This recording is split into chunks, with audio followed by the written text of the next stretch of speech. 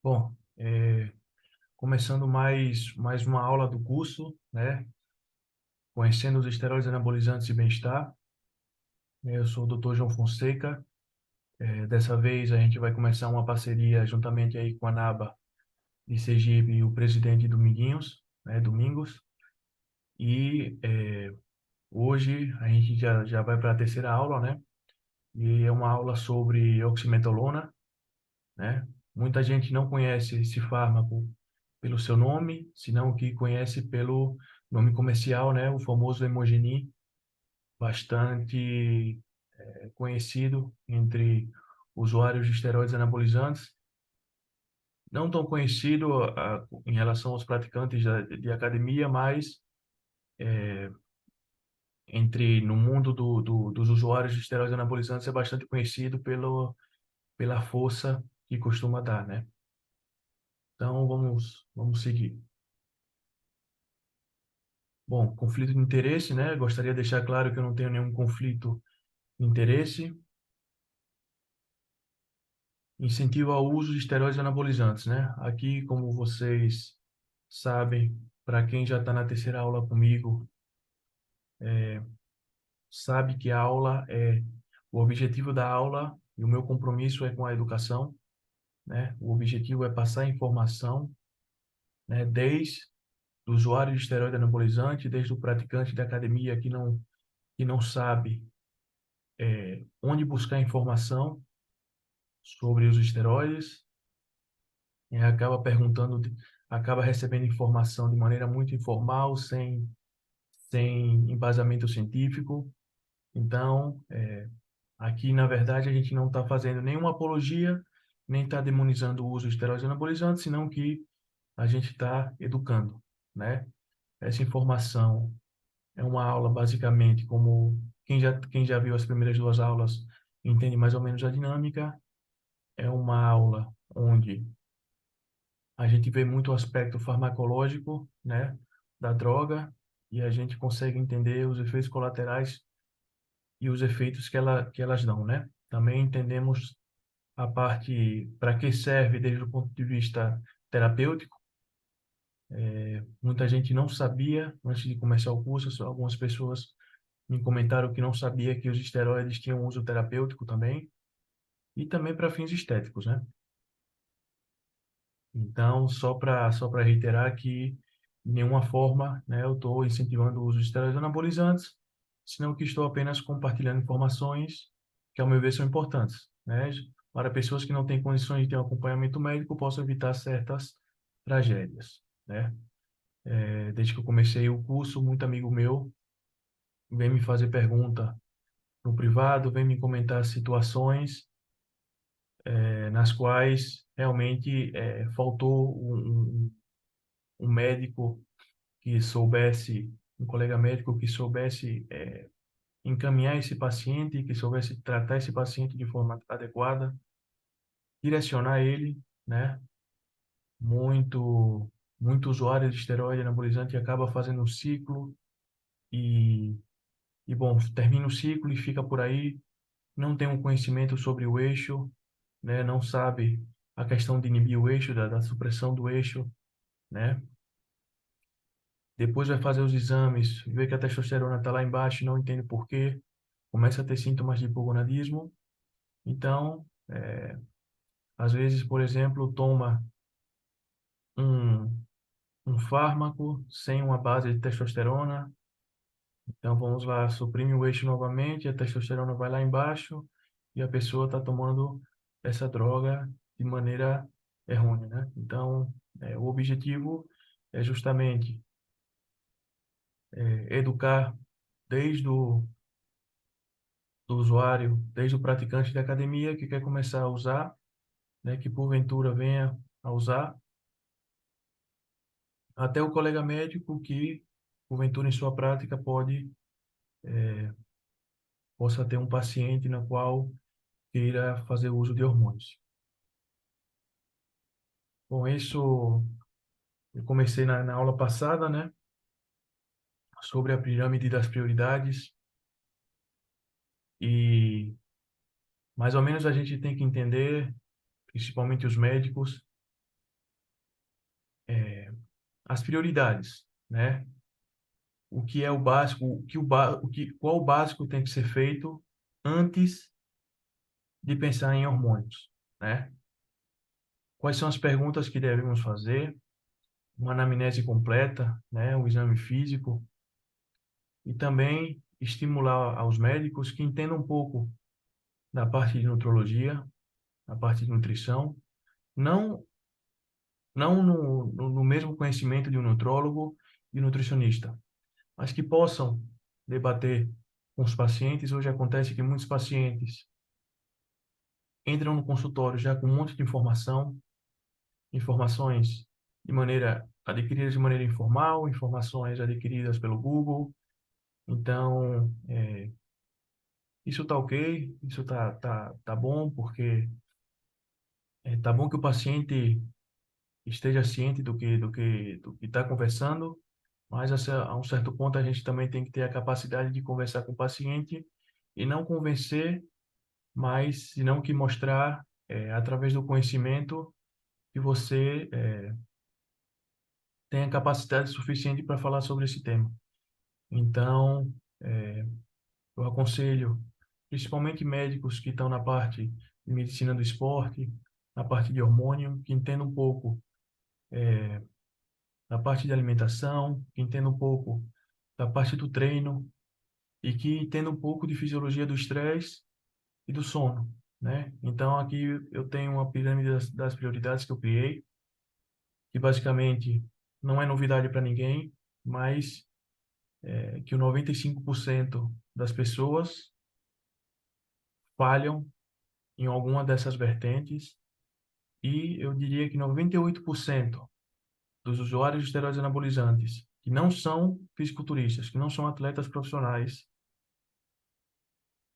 se fizessem, se tivesse um descanso adequado, se tivesse uma alimentação adequada, se tivesse um treino adequado, grande parte desses pacientes estaria usando muito menos droga, estaria usando muito menos hormônio e estaria tendo muito mais resultado.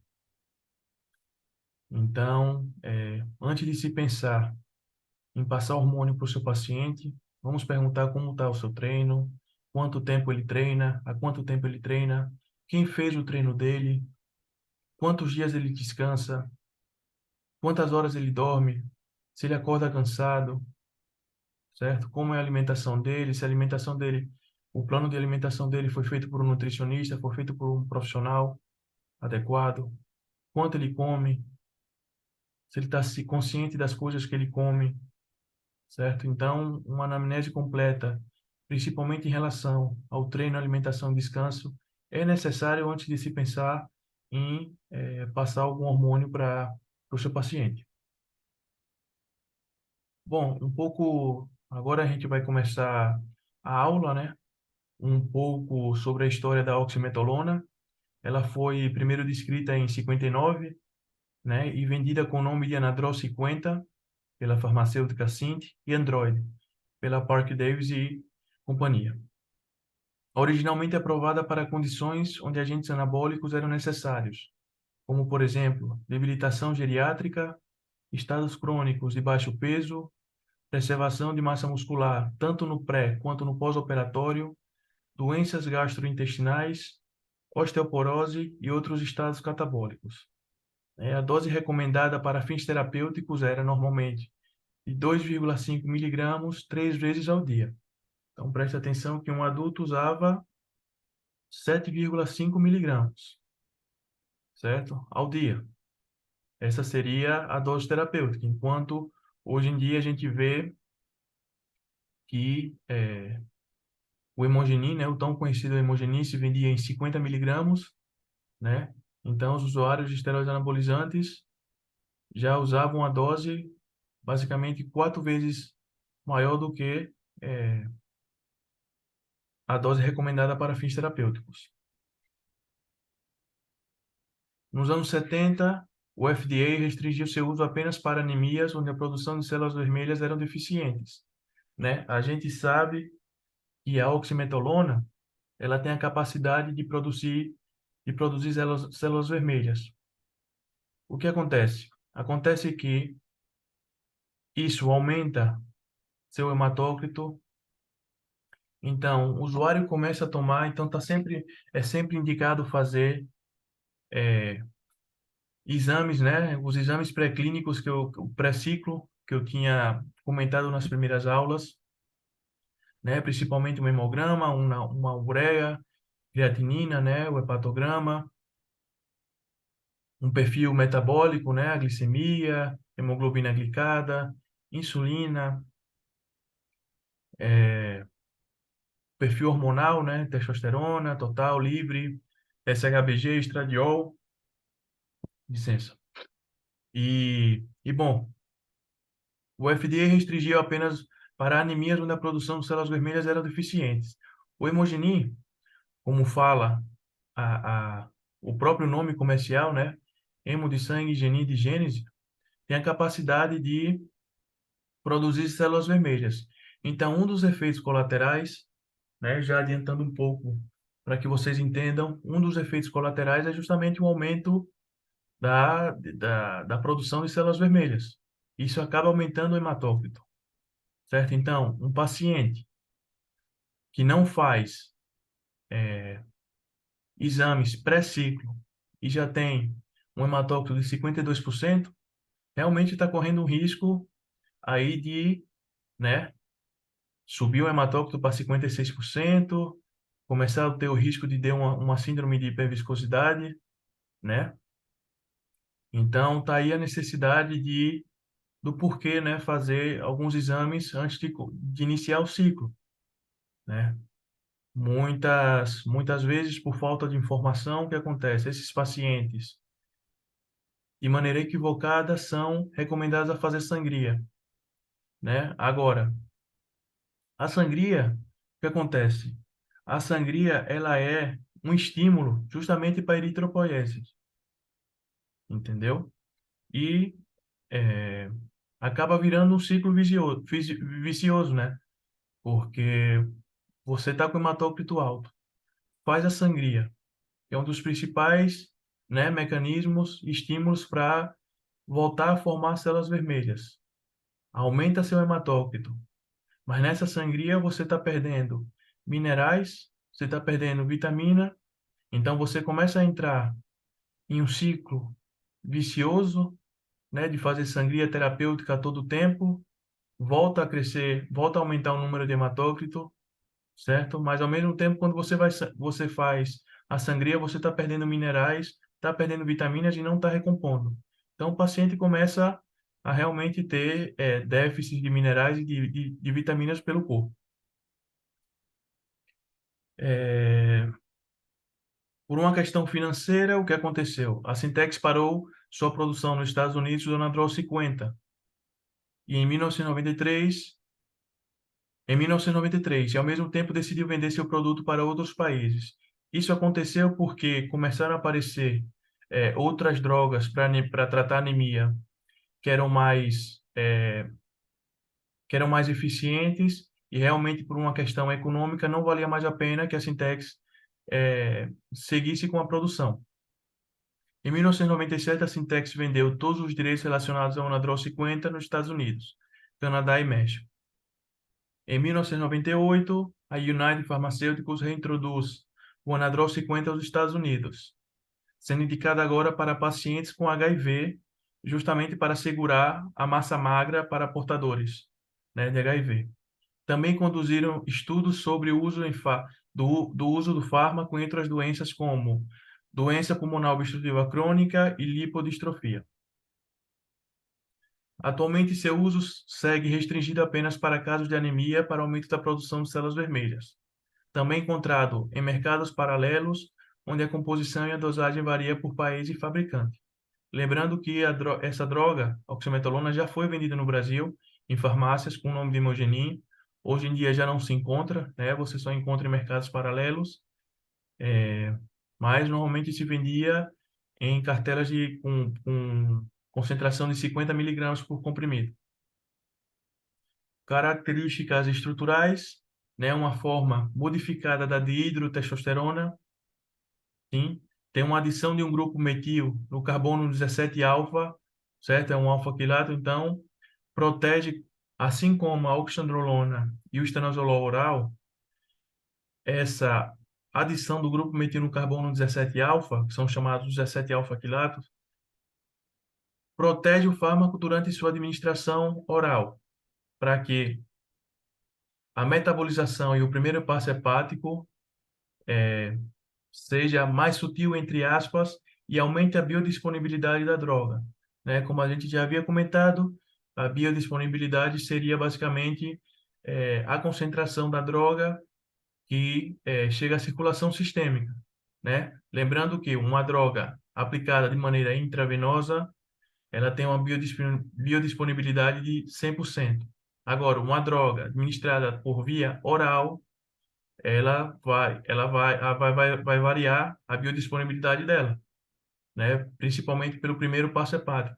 Então, essa adição do grupo metil no carbono 17-alfa justamente faz com que aumente a biodisponibilidade da droga. Também sofreu uma introdução do grupo 2 hidroximetileno, na qual inibe sua metabolização por uma enzima hepática e aumenta consideravelmente sua atividade anabólica. Características.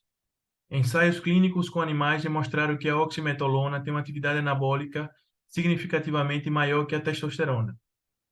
Estes ensaios também demonstraram que a androgenicidade da oximetolona é muito baixa, né?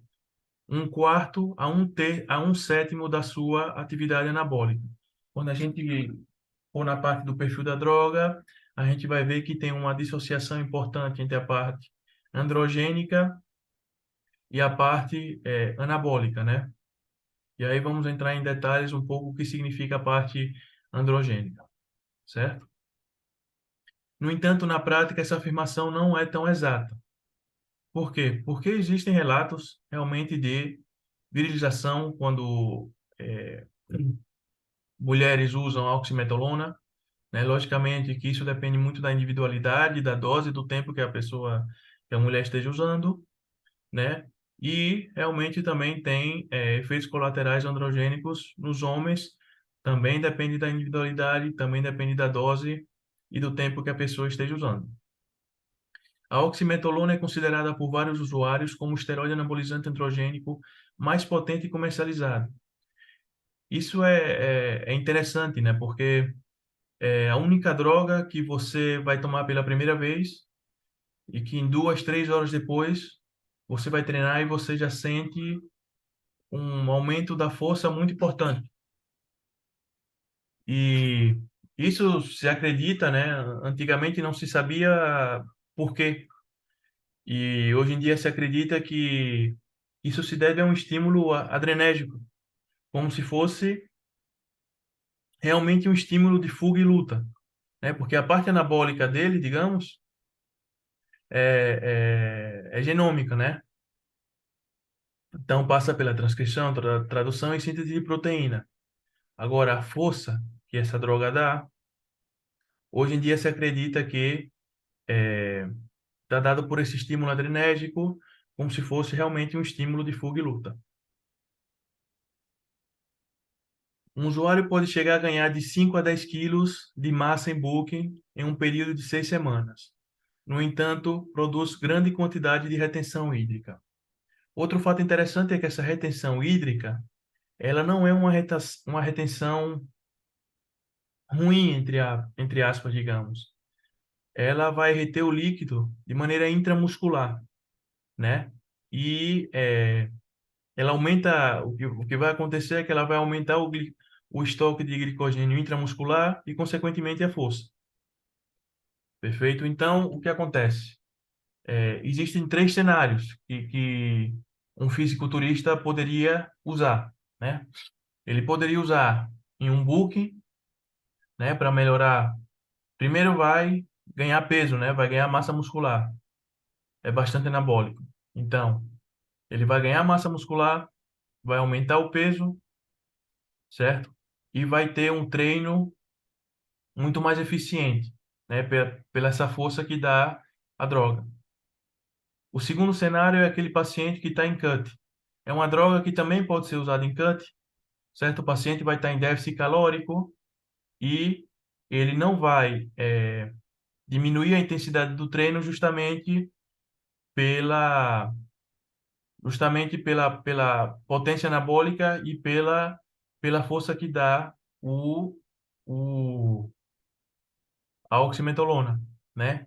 E a terceira situação é o paciente, o fisiculturista que ele está finalizando, está em reta de finalização para o campeonato, né? Então, para não dar aquele aspecto flat, né? A pessoa pode tomar hemogenin, nesse caso, onde vai pelo menos encher o músculo na finalização. Perfil da droga: androgênico, perfil androgênico 45, perfil anabólico 320. Essa dissociação é bastante importante, né? Porque normalmente drogas com perfil androgênico entre 45, menores a 40, são drogas que a gente poderia indicar para as mulheres com precaução, logicamente, né, pela possibilidade de virilização, mas são drogas que a gente tem uma maior margem de segurança para fazer isso, né? O anabolismo 320, atividade estrogênica alta e atividade progestogênica desconsiderável. Administração, como a gente já havia comentado anteriormente, né, era indicado uma dosagem de 2,5 miligramas 3 vezes ao dia, ou seja, 7,5 miligramas dia para reverter processos catabólicos e promover ganho de massa muscular. Atualmente, a dosagem terapêutica recomendada é de 1 a 5 miligramas por quilo ao dia para tratar anemia. Ou seja, por exemplo, um paciente com 70 quilos, né, ele poderia usar 350 miligramas dia para tratar anemia. Parece ser um absurdo, né? Mas, até porque, no entanto, os estudos sugerem que uma dosagem de 1 a 2 miligramas por quilo por dia já é o suficiente. Então, se você imaginar esse paciente com 70 quilos, com essa dosagem de 1 miligrama por quilo, ele ainda vai tomar 70 miligramas, né? E é uma dose extremamente alta. Mas é a dose terapêutica recomendada. Agora, para fins estéticos. Quando usada para fins estéticos e de melhora de performance, a dosagem pode variar de 25 a 200 miligramas dia, durante 6 a 8 semanas para minimizar hepatotoxicidade. A curva dose-resposta sugere que os ganhos já não são tão significativos com dosagens maiores a 100 miligramas. Então, com 50 miligramas, eu diria que 90% das pessoas já teriam grandes resultados, né? A partir do momento que você dobra essa dosagem para 100, né, não significa que você vai dobrar o resultado, né? O efeito, digamos, já começa a diminuir. E depois que você aumenta para doses maiores que 100, realmente o benefício é muito pouco. Então não vale a pena. Você vai expor seu fígado a uma maior toxicidade sem o efeito desejado, né? Ela tem uma meia-vida de 8 a 9 horas, né? Algumas literaturas podem divergir quanto à meia-vida. E sempre é aquela pergunta com os orais, né? Eu vou fracionar a dose durante o dia ou eu vou tomar como pré-treino? O hemogenin, o ideal é realmente você tomar como pré-treino, né? Por dois motivos. Primeiro, se você tomar 2 a 3 horas antes, você vai ter altas concentrações plasmáticas da droga durante o treino. E é isso que você quer, que vai lhe dar força e você vai se beneficiar. E nesse caso seria o objetivo da droga, né? Aumentar a força para a pessoa ter uma maior intensidade e um maior volume de treino, né? E durante As próximas, vamos supor que seu treino é de 1 hora e meia. Nas próximas 6 horas e meia e 7 horas e meia, como ele é bastante anabólico, ele vai acelerar sua recuperação muscular, né? Então você vai, digamos, otimizar o uso da, da droga naquele momento que você deseja, durante o treino e nos horários seguintes após o treino. A outra situação são pacientes que são usuários que decidem fracionar a droga, né? Porque existe uma linha que fala sobre o fracionamento de droga, que para manter níveis de oscilação menores, né, na concentração plasmática, mas ao mesmo tempo tem gente que sente desconforto gastrointestinal, então realmente, no meu ponto de vista, a melhor opção seria usar como pré-treino.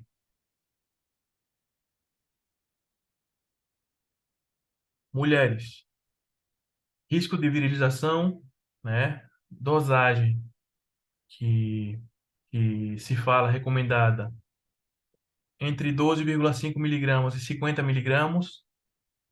Eu realmente não indicaria, lembrando que sempre tem que ter em conta a resposta individual, né? Quando falamos de virilização, individualidade de cada mulher, né? A dosagem usada e durante quanto tempo usou.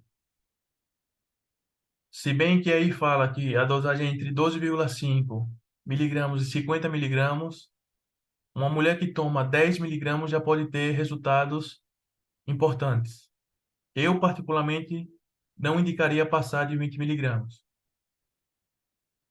E aí vai depender da situação de cada um, né? Se é realmente um atleta fisiculturista que não está tão preocupada com o risco de virilização, realmente essas mulheres vão tomar doses maiores.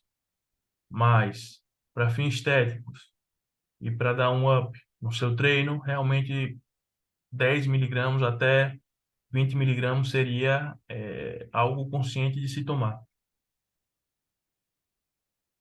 Efeitos colaterais. Bom, ginecomastia, né? Aqui o importante primeiro é falar que a droga ela é derivada da dihidrotestosterona. Então, ela não aromatiza, certo? Aliás, ela não sofre ação da aromatase, mas ela sofre aromatização por um mecanismo ainda desconhecido. O que isso significa? Significa que não adianta usar anastrozol, né? Você vai usar um inibidor de aromatase, vai começar com polifarmácia para uma droga que ela não sofre ação da aromatase.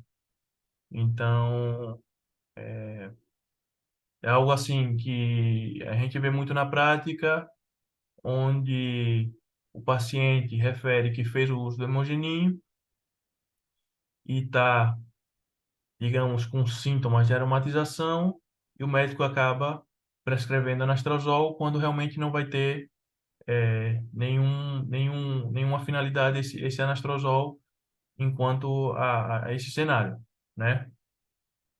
A ginecomastia, antigamente não se conhecia o mecanismo, né? Chegou a se pensar que tinha uma relação com receptores progestogênicos, mas hoje em dia se atribui e se acredita que a oximetolona ela tem a capacidade de se unir a receptores estrogênicos. Se bem o anastrozol não adianta, o uso do tamoxifeno seria o ideal nesse caso, né? A retenção, como a gente já falou, é uma retenção intramuscular, então dá aquele aspecto cheio no músculo, né? Aumenta o estoque de glicogênio intramuscular. Efeitos androgênicos: aumento da oleosidade da pele, acne, crescimento de pelos no corpo e na face. Também pode agravar casos de alopecia androgenética, calvície, né? Então, vamos supor Lembrando que é um derivado da dehidrotestosterona, ele não sofre ação da 5-alfa-redutase. O que significa? Significa que, agravando o caso de alopecia androgenética em algum usuário, não adianta usar a finasteride, porque a finasteride vai justamente atuar sobre a enzima 5-alfa-redutase. Então, é mais outro erro que a gente costuma ver na prática,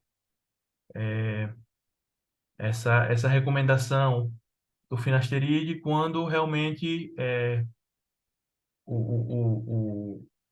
a droga não sofre a ação da 5-alfa-redutase, né? Em mulheres pode causar engrossamento da voz, aumento do clítoris, irregularidades no ciclo menstrual, etc. Né? Aumento da oleosidade da pele também, acne, crescimento de pelos no corpo e na face, né? Chamado de surtismo. Bom, a hepatotoxicidade, né? Tá indicado, nesse caso, ciclos de não mais de 8 semanas, né? A possibilidade seria, para amenizar, entre aspas, usar protetores hepáticos, né? N-acetilcisteína, talvez 1 grama de N-acetilcisteína, vitamina E, também é bastante bom nesse caso, ácido alfa-lipoico também seria uma opção. Agora, a oximetolona é outro efeito colateral, é que ela é realmente terrível enquanto as mudanças no perfil lipídico, né? Ela abaixa bastante o HDL, né? E ela aumenta bastante também o LDL. Então, ela acaba generando esse perfil aterosclerótico, né? É, a melhor forma, realmente, quando tem alterações importantes no perfil lipídico, você pode fazer duas coisas, né? Você pode fazer cardio, que não tem estatina, não tem fibrato, bom o suficiente que faça você voltar a ter um perfil lipídico adequado, melhor do que cardio. Então, o cardio seria a melhor opção, né? E realmente, se você for uma pessoa suscetível e tiver uma sensibilidade a essa droga, realmente a suspensão seria o ideal, né? Aumento da pressão arterial e disfunção erétil e baixa libido se usada sem testosterona, né? Esse é um erro muito comum de, de pessoas que acabam decidindo fazer ciclos, aprendendo as coisas em fórum, tendo conversas informais na academia e acaba não tendo uma indicação apropriada. Então, eu costumo receber muita pergunta, como por exemplo, posso usar oxandrolona, homem, né? Posso usar oxandrolona sozinho? Posso usar hemogenin sozinho? Lembrando que esses esteroides anabolizantes, eles têm similaridades enquanto a parte estrutural quanto a testosterona. Então, eles se ligam aos receptores androgênicos. E o corpo vai entender que você está produzindo testosterona de forma exógena e vai parar de produzir. Então, vai suprimir seu eixo, você vai tomar uma droga isolada, a qual não deveria estar usando de maneira isolada, deveria estar associada com testosterona, vai ter disfunção erétil e baixa libido, porque seus níveis de testosterona vão diminuir drasticamente, certo? Lembrando que na hepatotoxicidade, o médico tem que estar atento, né, com os valores de TGO e TGP, gama GT, né? Lembrando que a gama GT tem maior sensibilidade a dano hepático. Lembrando também que o treino, ele aumenta a TGO, TGP, ele vai aumentar a CPK, certo? Então, existe até um estudo interessante no qual alguns médicos eles foram avaliados e eles foram indagados se eles sabiam distinguir se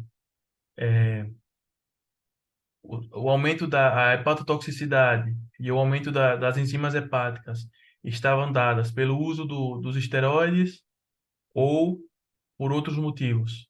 E a maioria não sabia responder.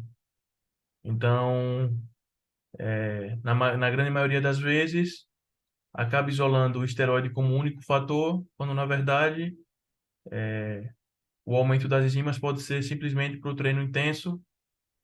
Você acaba vendo uma TGO-TGP aumentada e uma CPK maior que 1.000. Isso claramente está relacionado ao catabolismo muscular e treino intenso, então tem que ter atenção em relação a isso e tem que ter atenção ainda mais com os valores da gama GT. Bom, outra coisa que eu esqueci de mencionar em relação à sangria, né? Sobre os hematócritos, né? O que se pode fazer é pedir para o paciente tomar bastante água. Muito paciente não faz o básico, né? Quer tomar os esteroides anabolizantes androgênicos e acaba esquecendo de fazer o básico, né? E às vezes o paciente não tomou água suficiente, vai fazer o exame e o hematócrito deu 52. Se é a segunda vez que dá alta, tudo bem. Agora, se é a primeira vez, o que a gente faz? A gente pede para esse paciente tomar muita água no dia que for fazer o exame, né? Nos dias anteriores, que o paciente tome água suficiente e, consequentemente, o hematócrito vai baixar, né? Na grande maioria das vezes. Outra coisa que se pode fazer é tomar o nattokinase, né? Que ajuda também a baixar o hematócrito. Bom, voltando ao básico, né? Treino adequado, né? Fazer uma anamnese completa, perguntar como treina, quantos dias treina, duração do treino, quem montou o seu treino, se o seu treino foi montado por um profissional ou foi você que montou o seu próprio treino lendo informação sobre o Google. O Google é bom, mas infelizmente muitas pessoas já vão para a consulta com ideias formadas e você, como eu falei no começo, você tem que ter a capacidade de debater para mostrar que não é bem assim. Alimentação adequada, o que come, quanto come, se tem um plano de dieta, se essa dieta foi feita por um nutricionista ou por um nutrólogo, descanso adequado, primordial, né? Lembrando que o cortisol alto, ele é extremamente catabólico, né? Cortisol alto pode diminuir os níveis de testosterona. Então, se acorda cansado, quantas horas dorme, que horas vai dormir, se faz higiene do sono, se quando deita fica no celular, fica na televisão, né? Se demora para adormecer, se acorda durante a madrugada, né? Então, isso tudo são perguntas que a gente tem que fazer no anamnese para entender um pouco mais do paciente e para perceber se esse paciente realmente está cumprindo digamos, todos os checklists para ser um possível usuário de esteroide, né? Para realmente otimizar. Se o paciente for usar, a gente tem que procurar otimizar esse uso, né? Então, essas são algumas perguntas que a gente tem que fazer, que a gente tem que ter em mente para poder indicar alguma coisa. Outra questão é, além da anamnese, né, exame físico, sempre, né? Hoje as pessoas esqueceram muito da parte do exame físico, mas é bom, né? E além do exame físico, né? E além dessa parte de descanso, alimentação, treino, perguntar sobre o de sempre, né? Se toma alguma medicação, antecedentes pessoais, antecedentes familiares, né? E etc. Bom, é, espero que vocês tenham gostado da aula, né? Como eu falei anteriormente, o objetivo é meramente educacional, né?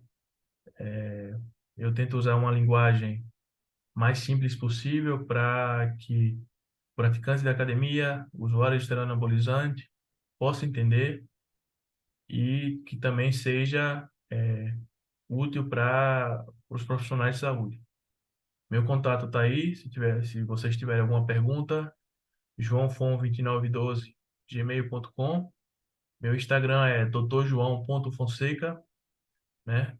E essa aula é um oferecimento da NABA Sergipe, né? E do presidente Big Domingos. O Instagram deles é NABA, com dois B, Sergipe Oficial. E o Instagram do presidente é Big Domingos. Qualquer coisa você entra em contato com a gente. Eu estou sempre à disposição para responder dúvidas. É algo que eu gosto bastante, que é compartilhar informação. Então, se vocês tiverem alguma dúvida, é só entrar em contato comigo. A próxima aula, lembrando que todas as segundas eu vou subir uma aula, né? A próxima aula vai ser sobre Dinabol, né? E bom, é isso aí. Obrigado aí para quem assistiu a aula e um abraço.